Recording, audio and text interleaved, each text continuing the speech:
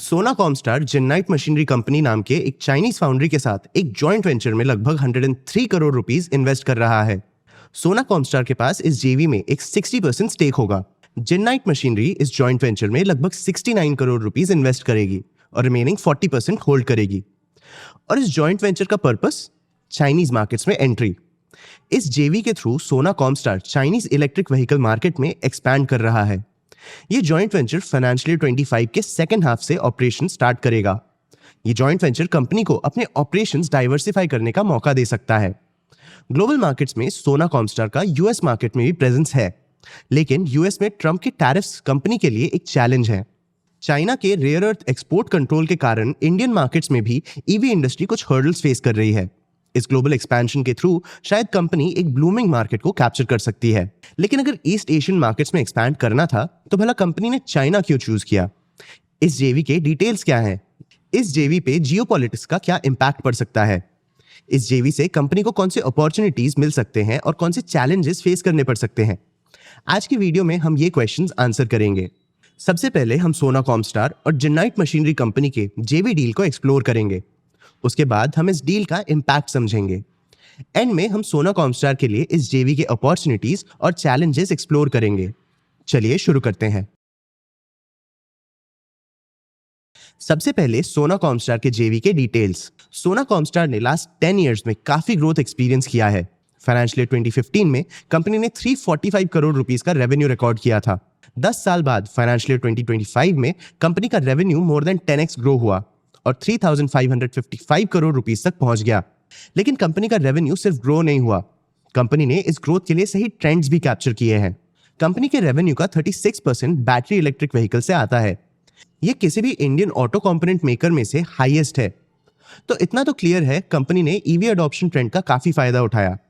लेकिन अब इस ट्रेंड के बेनिफिट्स को मेंटेन करने के लिए कंपनी ईस्टर्न ग्लोबल मार्केट्स में एक्सपैंड कर रही है और चाइना में एंटर कर रही है। लेकिन कंपनी ने एग्जैक्टली चाइना को ही क्यों चूज किया? देखो दोस्तों, चाइना का इलेक्ट्रिक व्हीकल मार्केट एक ग्लोबल जायंट है। कुछ नंबर्स के थ्रू मैं आपको इस मार्केट का स्केल समझाता हूं। 2024 में चाइना ने 1.13 करोड़ इलेक्ट्रिक व्हीकल सेल किए। ये ग्लोबल ईवी मार्केट का 66% था। और भी बेटर समझना हो तो चाइना ने पूरी दुनिया के प्लेयर्स के कंबाइंड सेल से ज्यादा इलेक्ट्रिक व्हीकल सेल किए थे। चाइना में ईवीज का अडॉप्शन रेट भी बहुत इंप्रेसिव है। 10 साल पहले यानी 2015 में चाइना ने just 2 lakh electric vehicle sale किए थे। तब ये चाइना के टोटल कार सेल्स का बस 1% था।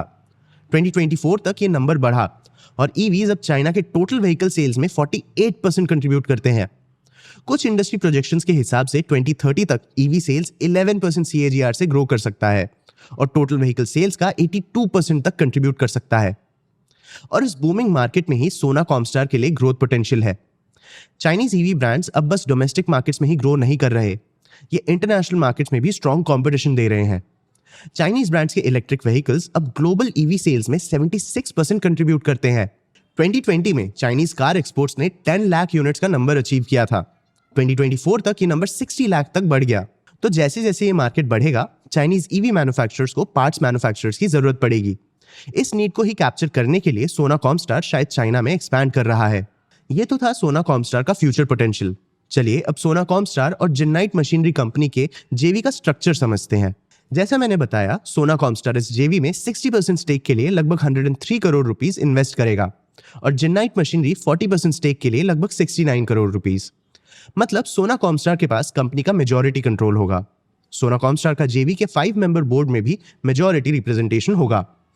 लेकिन जेवी का मैनेजिंग डायरेक्टर जेनाइट होगा, जो जेवी के day to day operations manage करेगा।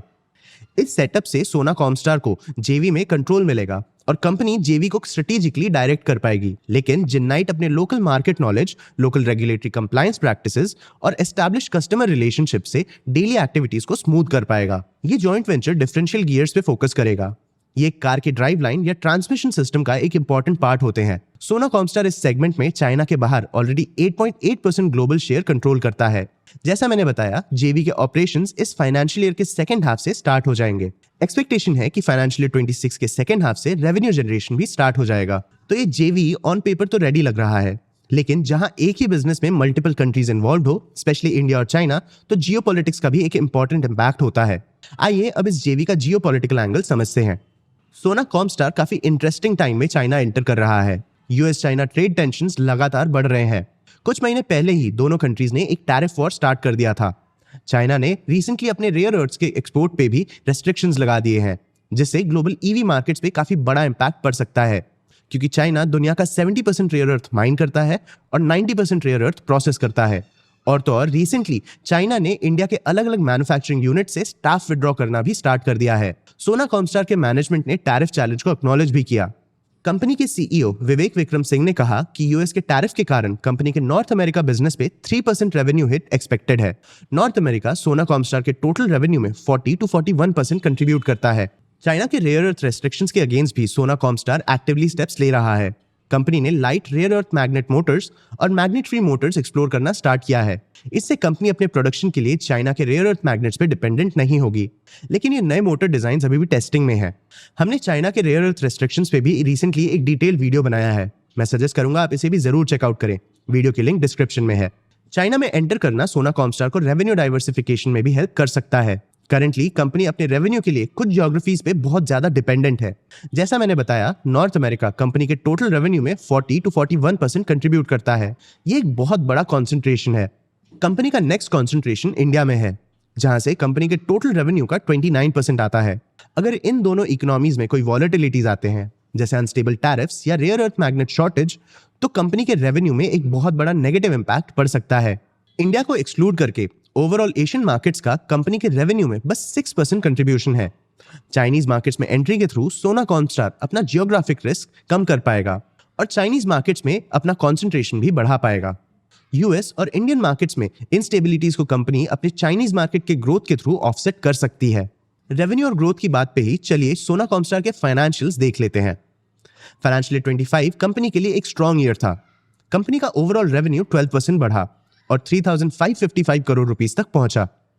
फोर्थ क्वार्टर में कंपनी का रेवेन्यू ईयर ऑन ईयर 2% गिरा, क्योंकि कंपनी के एक की ईवी कस्टमर ने मॉडल ट्रांजिशन किया था। लेकिन कंपनी के प्रॉफिट स्ट्रांग रहे। फाइनेंशियल 25 में कंपनी का annual profit year on year 16% बढ़ा। क्वार्टर 4 में रेवेन्यू फॉल के बावजूद कंपनी ने अपना highest ever quarterly profit after tax record किया। इस प्रॉफिट में अदर इनकम ने 53 करोड़ रुपीस कंट्रीब्यूट किया। सोना कॉमस्टार का ऑर्डर बुक भी स्ट्रांग था। कंपनी के पास करंटली 24,200 करोड़ रुपीस के ऑर्डर्स हैं। इनमें से 77% ऑर्डर्स इलेक्ट्रिक व्हीकल से लिंक्ड है। कंपनी फिलहाल 32 कस्टमर्स के साथ 58 ईवी प्रोजेक्ट्स पे काम कर रही है। मतलब कंपनी के पास अभी भी ज्योग्राफिकल डाइवर्सिफिकेशन तो नहीं है, लेकिन कंपनी के पास क्लाइंट डाइवर्सिफिकेशन जरूर है। सोना कॉमस्टार का BEV या battery electric vehicle revenue last 5 years में 52x ग्रो हुआ है। ये सेगमेंट अब कंपनी के टोटल रेवेन्यू में 36% कंट्रीब्यूट करता है। कंपेयर करें तो ICE या internal combustion engine products company के रेवेन्यू में बस 9% कंट्रीब्यूट करते हैं। मतलब कंपनी अब पूरी तरह से इलेक्ट्रिक व्हीकल मूवमेंट को कैप्चर करना चाहती है। ईवी मूवमेंट के अलावा कंपनी को इस जेवी से कुछ बेनिफिट्स भी मिल सकते हैं। इन बेनिफिट्स के साथ साथ कंपनी को रिस्क और चैलेंजेस से भी डील करना पड़ेगा।